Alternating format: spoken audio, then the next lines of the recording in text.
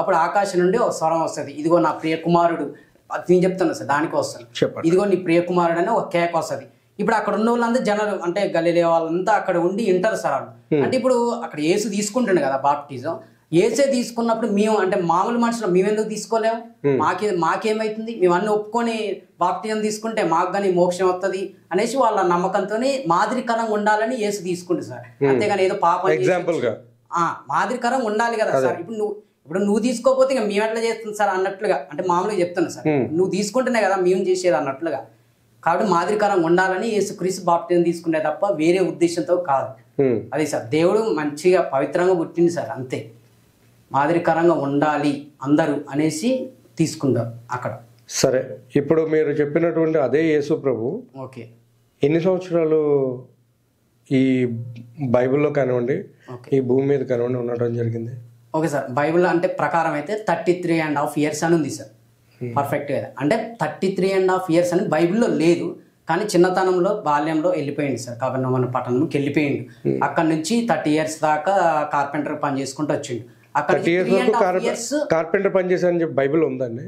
లేదు సార్. మరి చూపించాలి కదా మీరు.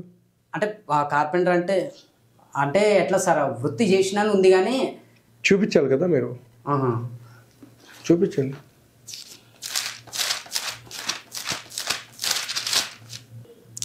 లేదు సార్, అది అయితే ఒకటి ఉంది సార్.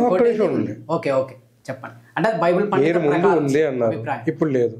ఇప్పుడు నేను అదే చెప్తున్నాను, హిందువులైనా సరే లేకపోతే ముస్లిమ్స్ అయినా సరే క్రిస్టియన్స్ అయినా సరే ఒక ప్రామాణికని నమ్మేటప్పుడు అందులో ఎంత నిజం ఉంది ఎంత నిజం లేదు అనేది చూస్తారు.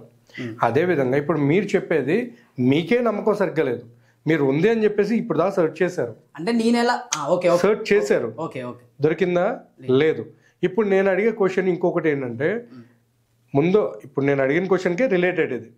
33.5 సంవత్సరాలు అదే బైబిల్ ఇయర్లీ ప్రతి సంవత్సరం కూడా ప్రతి సంవత్సరం సంబంధించినటువంటి డీటెయిల్స్ మీరు చూపించగలరా? బైబిల్ అంటే చూపించగలరా మీరు? అంటే ఇయర్ అయితే చూపించలేదు సార్, బైబిల్లో లేదు, రాయలేదు సార్. కానీ ఒక్క మాట మాత్రం రాసింది సార్, ఏమనంటే లూకా సువార్తలో రాసింది సార్, పర్ఫెక్ట్ రాసింది. చెప్పండి, పర్లేదు. దేవుని దయయందును యేసు జ్ఞానమందును వయస్సు యందును దేవుని దయయందును మనుషుల దయయందును వర్ధిల్లుచుండని మాత్రం పర్ఫెక్ట్ రాసింది సార్. ఇప్పుడు దేవుడు 12 సంవత్సరాలు అప్పుడు పోతాడు సార్, తర్వాత ఈ 30 yearsలో అంటే సేవ చేస్తాడు, 3.5 years చేస్తాడు. ఈ మధ్యలో 18 years ఏం చేసినట్టు సార్, ఒక్కటే జ్ఞానమందును వయస్సు యందును దేవుని దయయందును మనుషుల దయయందును వర్ధిల్లుచుండని మాత్రం పర్ఫెక్ట్ బైబిల్లో రాసింది సార్. అది